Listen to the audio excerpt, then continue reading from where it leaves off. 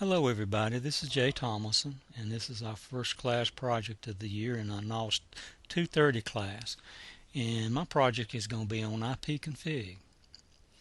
And the way you use Ipconfig is you need to run it from a command prompt. And what Ipconfig does for you is it lets you display your IP address, subnet mask, and your default gateway. And of course you want to run command prompt under administrator.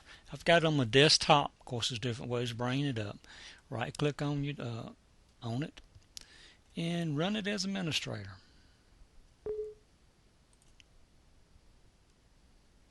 And it comes up under the Windows System 32 file because I brought it up as administrator. Now ipconfig /? Now this will display the help screen.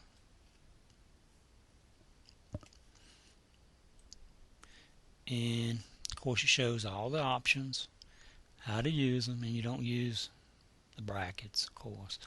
But you've got the question mark and all compartments. I don't recommend playing with the releases that are in use unless you know what you're doing. You can display your domain name servers, and of course you can set your classes and show your class IDs. But we're going to do the basics on this. And like I say, this is the first thing is showing the help. Alright, let's clear the screen. Do a CLS command, clears the screen. I want to do a ipconfig all. /all. Now I'm going to do this a little different this time. I want to put a bar up there and clip, CLIP. Notice I said a bar and clip. Now the bar is above the / key. Here we go. It don't look like it did anything, but it did. And what that bar clip does, it sends it out to Notepad.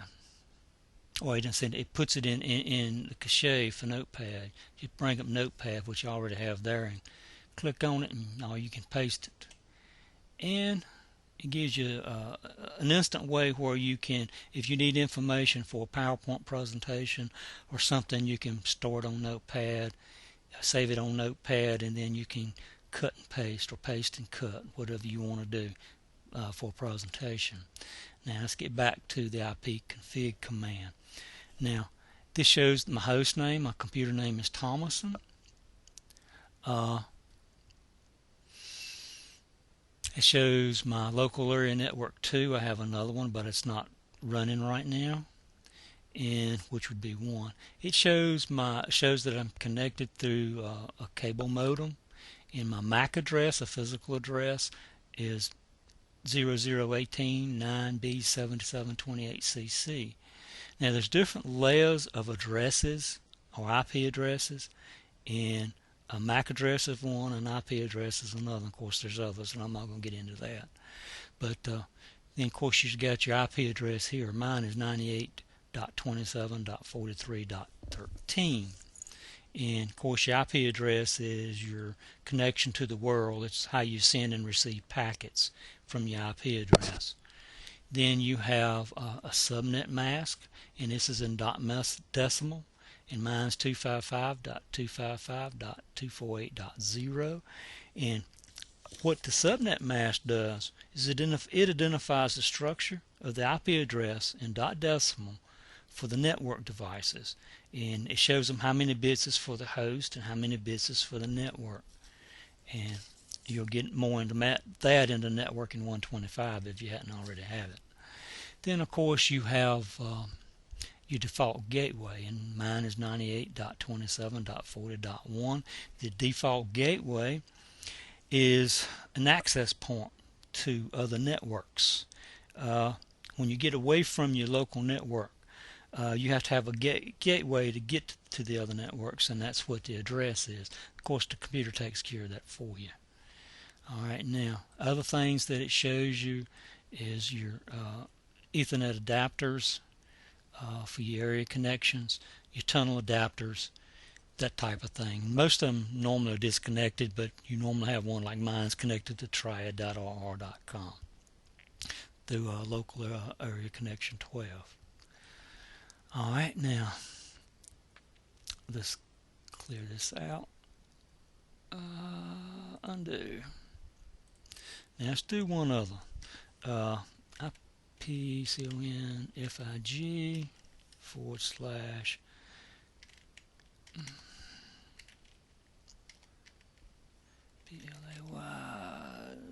domain name server, and I'm going to do that on the screen. Alright, now your domain name server is a server that your host provider or your IP address provider should have for you, or through your connection through the internet. And it's an area where every time you connect to the internet the first time on a website, it's logged into your domain name server, and this is what it would show. Now, I flushed this out while recording it earlier, which means it's not going to show much, and it's just got your records out there where, of course, like I say, it's not showing where I've been in anywhere, but you can display it. And this is a nice way for doing a little research in case somebody clears out the history.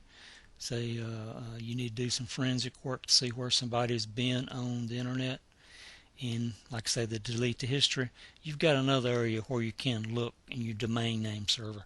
And also, the domain name server will become corrupt from time to time. A website will change some of its parameters sometimes. Say in the morning you bring up a website, but you bring up the same website from the HTTP command, but it won't go to it, it won't connect to it. It's telling me that, well, the site has changed something, so you'd have to flush out your domain name server. And of course, the command for doing that is ipconfig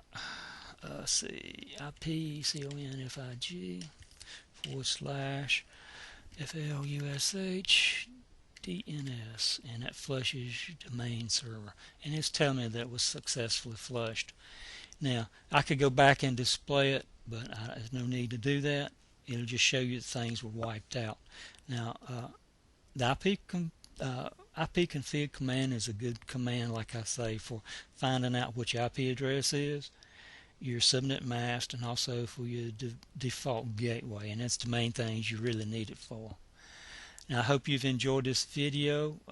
Looking forward to doing others for you this semester. And this is the end. Have a good day.